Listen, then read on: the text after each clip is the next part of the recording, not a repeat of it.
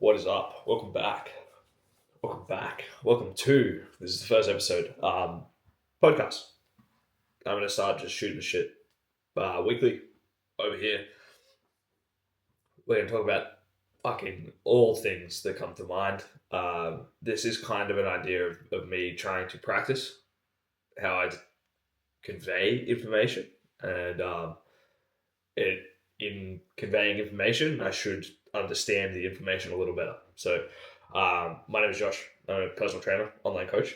I have been working in fitness for nearly 5 years. Part of that part time. The last 2 years have been full time, as in no other job, no other source of income, just fitness coaching, training people, getting people results.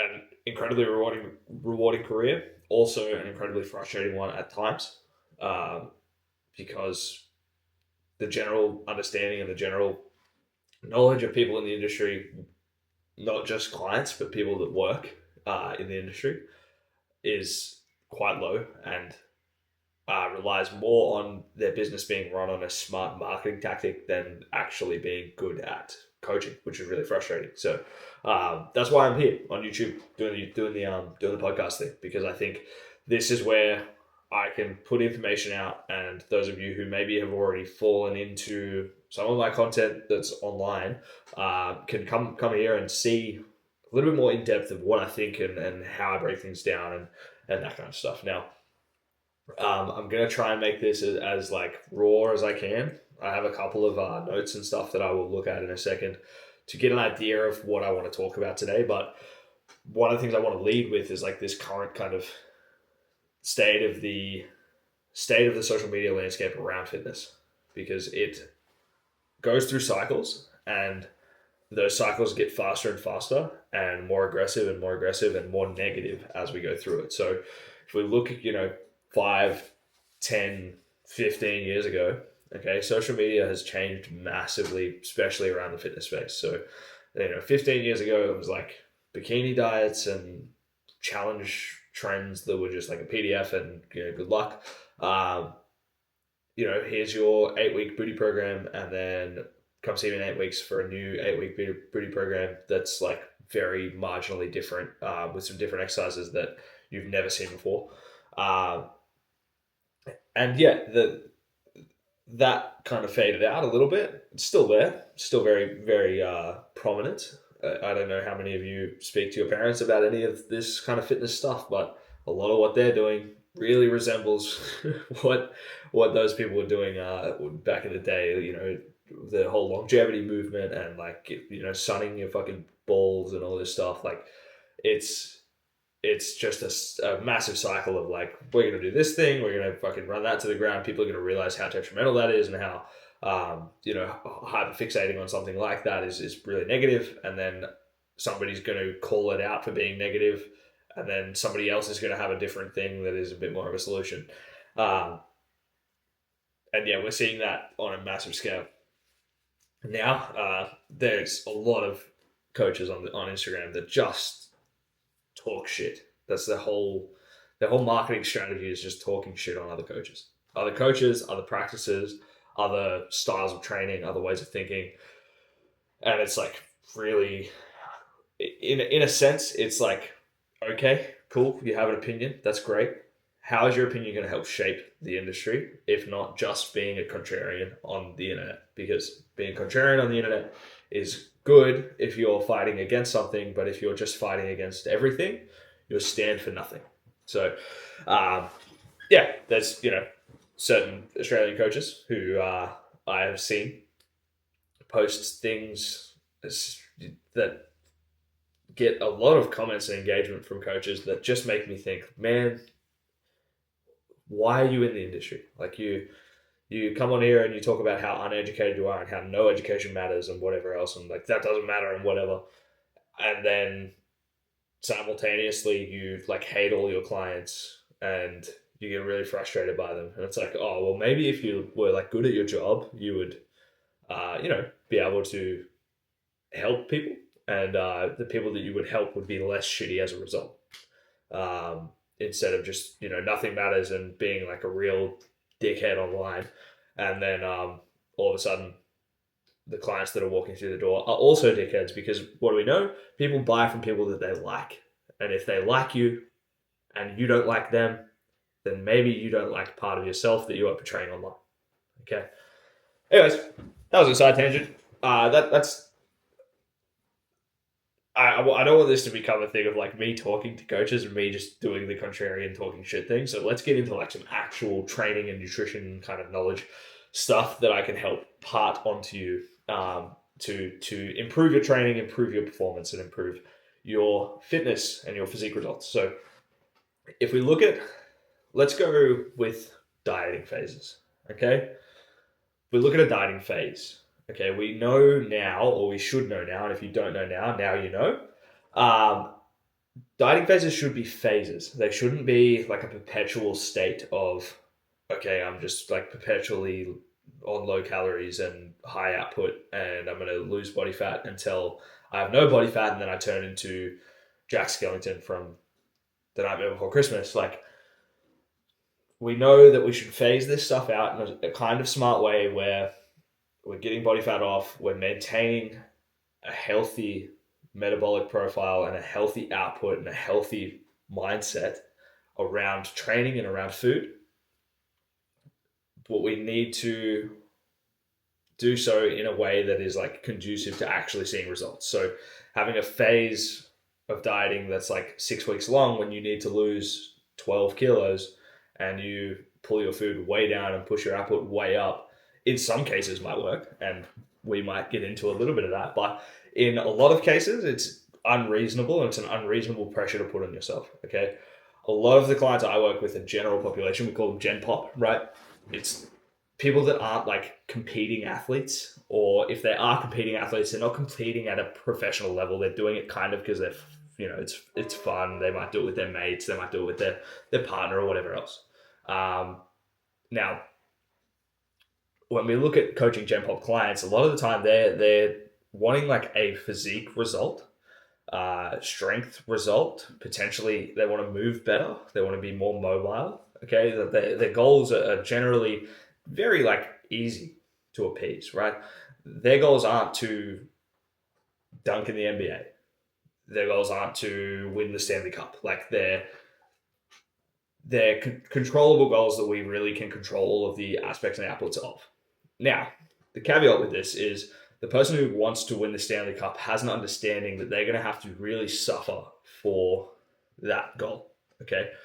The general population client that comes to me is like, yeah, I have 3 kids at home and I would like for them to not kill me for eating chicken and rice every night, okay? Like that in itself presents a challenge to me as a coach to be able to adapt nutrition protocols to them in a way where they can go and apply their knowledge and apply what I give them to make results without the hassle and the headache, right?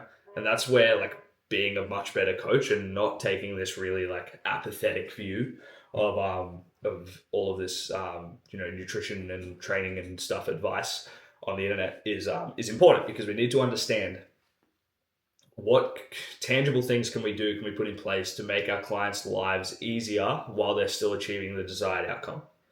Okay, and the desired outcome in this case, let's say dieting phase, is to lose body fat. Okay, what do we know we need to do to lose body fat? We need to create an energy imbalance in the body, or an energy imbalance in general. I won't say in the body because like somebody will nitpick that bullshit. Now, how do we do that? We can reduce the food going in, or we can increase the amount of caloric need for our body to go through the day. So our expenditure, we can decrease intake or we can increase expenditure.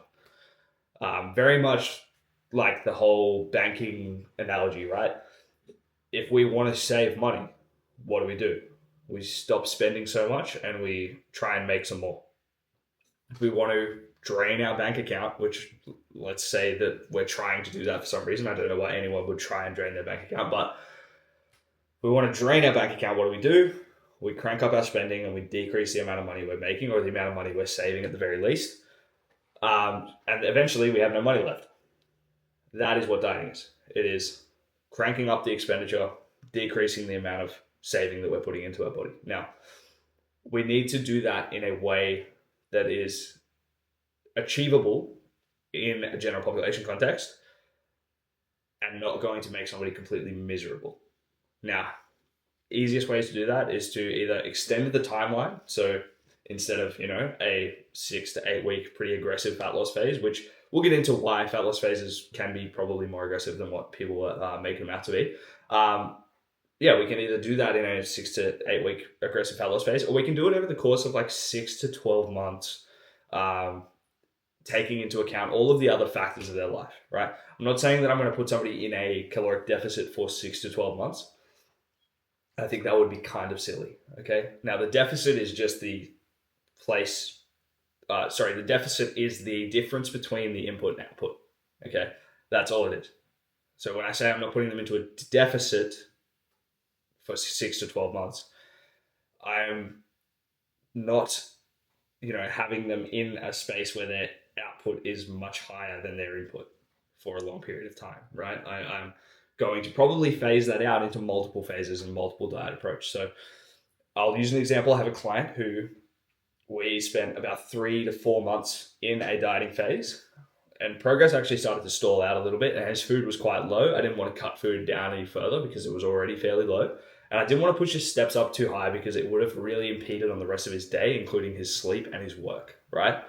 Two things that like most humans can't live without, sleep. We need to sleep to be able to function, in every capacity. Maybe I'll do another episode on sleep and how that actually will affect fat loss, muscle growth, all that kind of stuff. That's been a big one for me personally. It has been trying to sort my sleep out so that way I can, recover better from workouts, be stronger in workouts, and make better progress. But we'll save that for another episode. But point being, I didn't want to pull his food down because it was already low, and that would have created a lot of agitation for him, right? Okay, it says have his food get low and then it get even lower, and him be just like a normal guy working a normal job who just wants to get leaner. It's like, okay, what about we take a little bit of a maintenance phase, we push the food back up, have a bit of a diet break, reset some of that sort of mental baggage that comes with dieting for 4 months. If you've dieted for 4 months, have some time at maintenance, enjoy some off-plan meals, enjoy some like free meals here and there. And then when we're ready and when our food's been sufficiently high for long enough and we can start to play with, okay, maybe now we can get to 12, 14, 16,000 steps in a day while working an office job, if then we've already got the habits established there. Now when we pull the food back, we won't have to go as low. Our output will be higher, our deficit will be bigger, and we can continue progress. Okay, there's obviously some other factors at play there in terms of like dieting for a long period of time. If we can run into, metabolic processes start to slow down. We blink less. We fucking breathe less. Things in general will start to downregulate. It happens. People blame it for way too much, but it happens. So what's the problem with taking a month, 2 months at maintenance and then going back into a dieting phase to finish it off? Well, nothing, right? We're still kind of in a dieting phase. Like the maintenance phase isn't like a free for all. It's a, hey, we're going to keep those habits that we just had for the last 4 months, but we're going to do them with a little bit more food to give you a little bit more energy so we can train harder. That's very different to like, we're going to diet for 8 weeks or we're going to diet for 4 months and then good luck. And then when you need it again, let me know and we'll go. It's like, no, this is planned, this is scheduled. So really the dieting phase is ongoing. It's still going now. So understanding that things can either be really, really difficult for a short period of time, or they can be moderately difficult for a much longer period of time, which as it goes on, gets more difficult. That's kind of how effort works. And then understanding, okay, maybe I can prolong this by making things a bit easier in between. So I can do short burst, easier, short burst, easier, short burst. Okay. The magic with clients like that comes with understanding their kind of year and their timeline for their life. Okay. Like the amount of times clients will enter a deficit phase and then 4 weeks in, oh fuck, I forgot I have my aunt's wedding this weekend and I'm going to be away for 5 days in Italy. It's like, okay, well, we kind of didn't account for that in the timeline.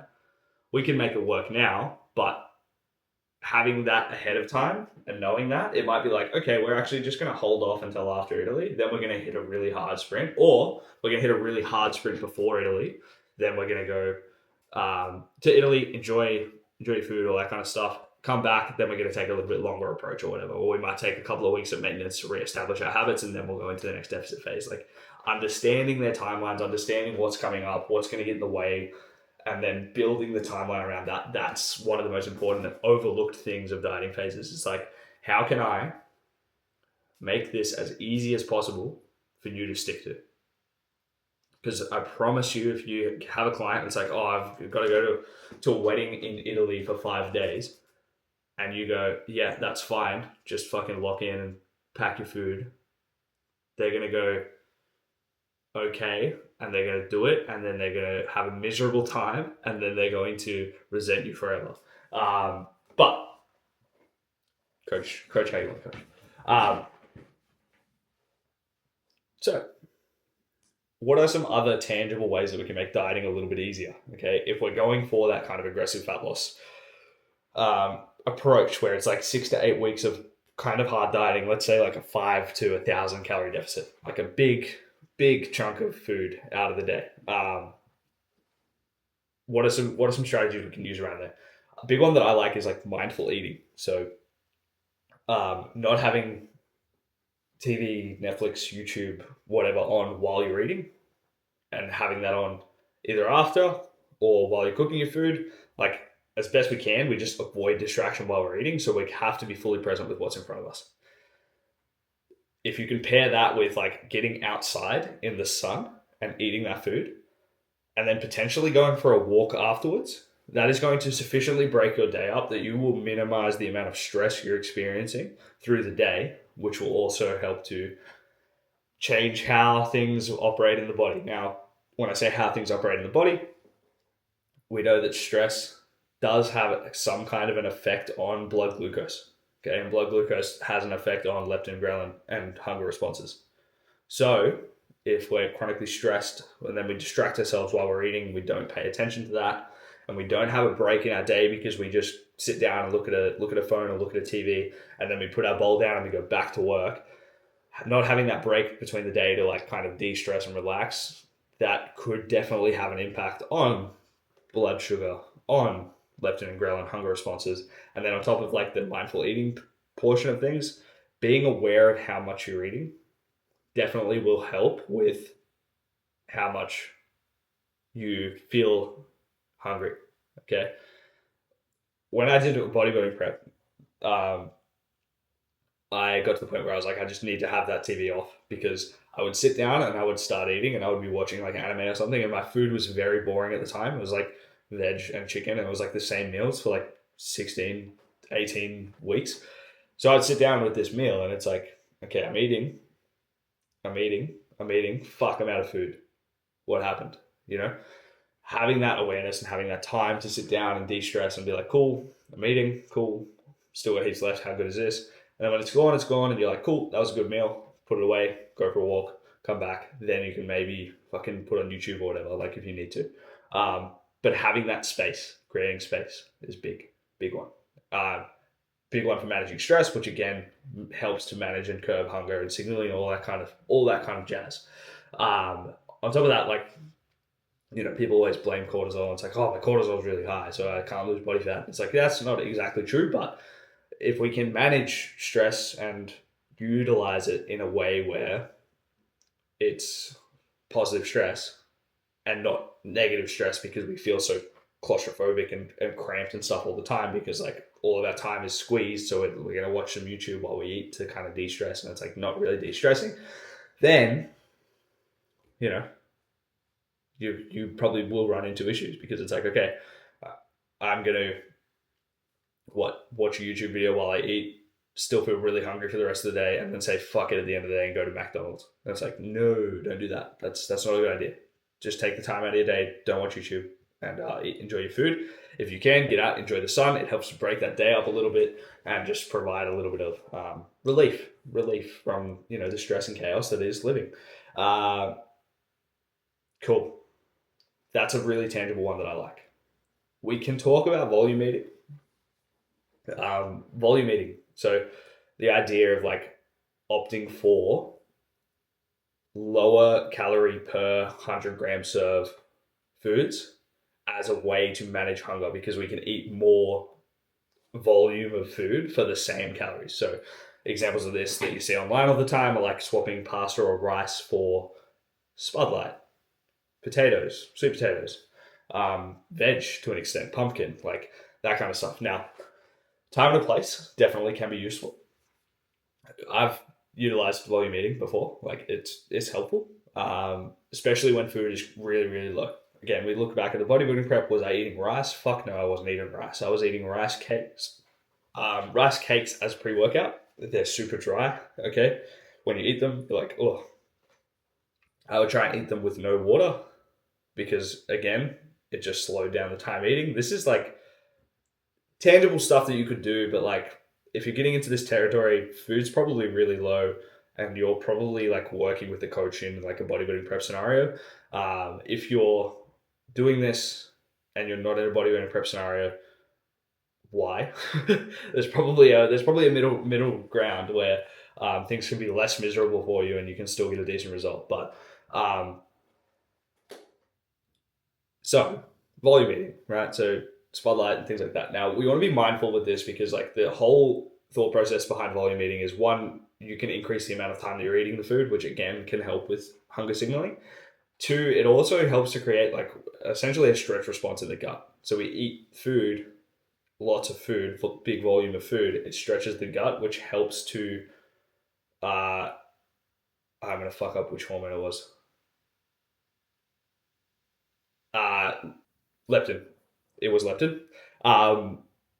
With the stomach stretching, you can have an acute release of leptin from the stomach lining, which will kind of help with feeling more full, right?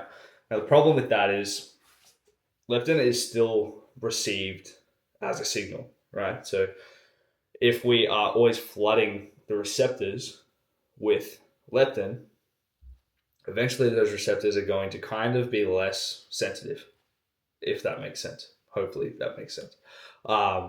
So if they're less sensitive and we get the same stomach stretch, we're still going to be hungry, but we've already pulled the lever of volume eating. Okay, we can't really volumize food past a certain point. You can, but you probably shouldn't because the fiber intake and all that kind of stuff is not ideal. So, ways to work around it. Manage volume eating, but also like manage your relationship with hunger. Okay, with your dieting phases, like there's going to be times you're hungry. I'm hungry right now. Like I ate lunch 3 hours ago. I ate lunch about 3 hours ago. I'm hungry right now, and that's okay. I can feel it in my face. If you've done like a diet before and you've gotten relatively lean, you know what I mean. Like there's like a feeling in your face, like around your cheeks when you're starting to get like hungry, where you're like, okay, cool, I think I'm burning fat. But regardless, managing your expectations around how hungry you're going to be. Like, okay, I'm probably going to be pretty hungry before I eat my next meal. Like, it's been 3 hours. I've got probably another hour-ish before I need to go eat food again. And that's okay. Like, I can be hungry now. I can wait. I can be hungry for an hour. Like, I'm an adult. It's okay. I can be hungry. And just learning to accept, like, okay, hunger is going to be a bit of a normal state for a little while. I'm probably not going to feel super full after my meals, but you should feel some kind of satiety after meals. Like if you're eating a whole meal and then you're like, oh, fuck, I'm still really, really, really hungry. It's like, okay, maybe now we can start to pull on some of that volume eating response, okay? But if we're eating a meal and we're feeling like, okay, cool, I'm fed, that's good. I feel less rapidly hungry than I did an hour ago.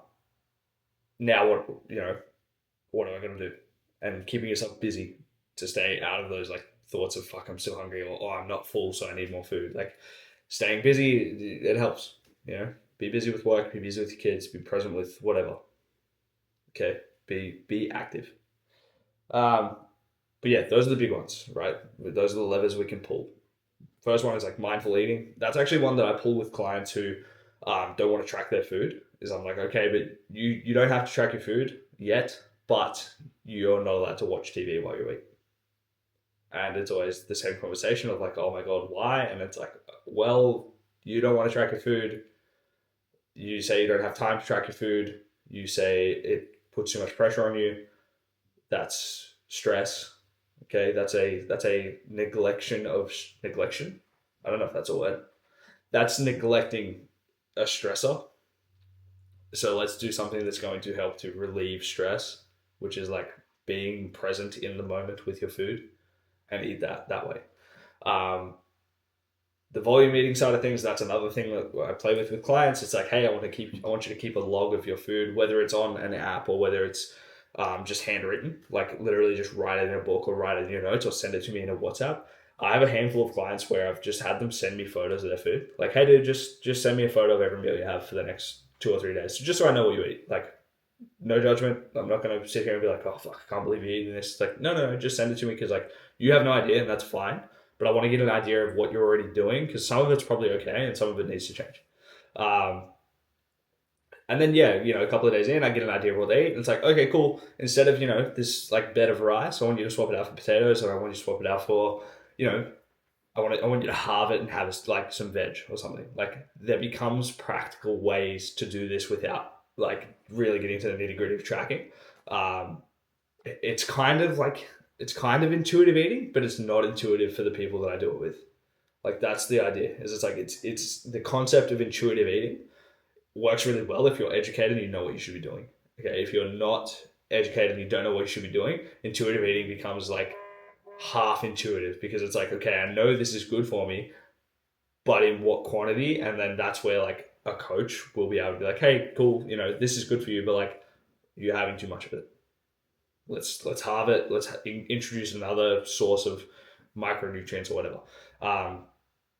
There's been some really, really cool results with clients on that kind of approach where it's like, hey, you don't have to track your food.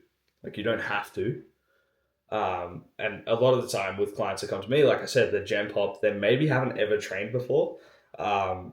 It really is a matter of like, hey, this is a chicken breast and it has protein in it.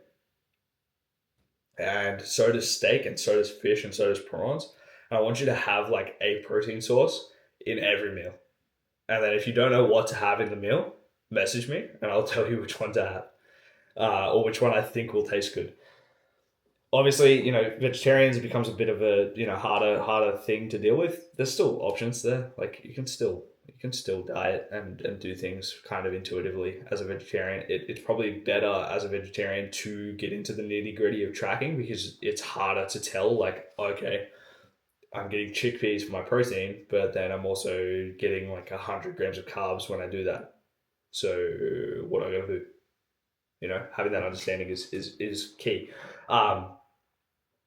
So yeah, those dieting like tips, you can apply those regardless of if you're tracking your food or not. If you're tracking your food, you get to play around with the volume eating side of things a little bit more because you know what the caloric value is. It's like, okay, caloric value of sweet potato versus Spud Light versus like 100 grams.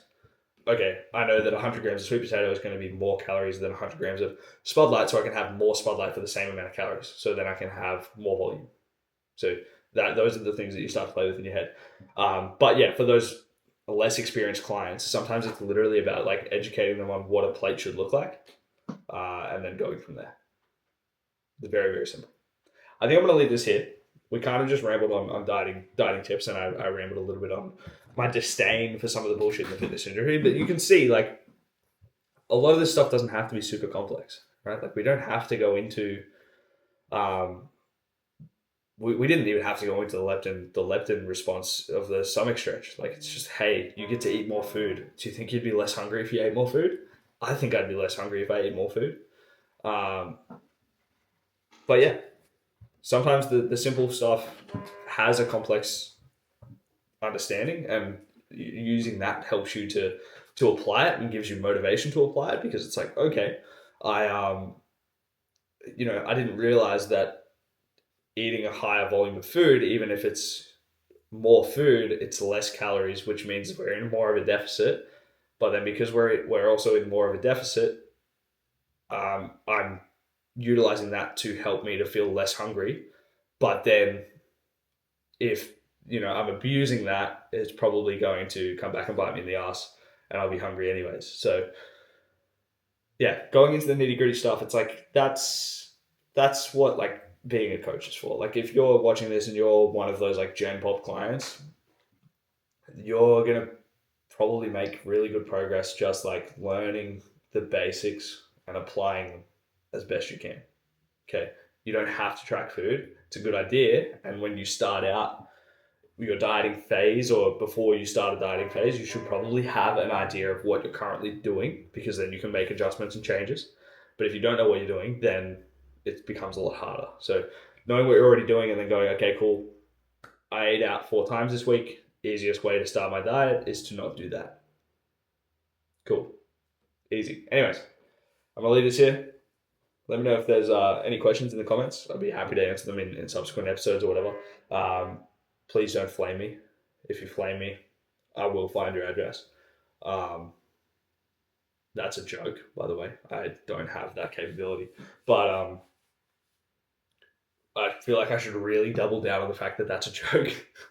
Because, fucking hell, the internet's crazy. But, yep. Thanks for joining me. I will see you guys in the next one, which will be next week, probably. And, yeah. Link in bio for coaching, personal training, Wollongong area. If you're not in the Wollongong area, I do remote coaching as well. WhatsApp access, training programs, nutrition plans, everything you need to get in the best possible shape.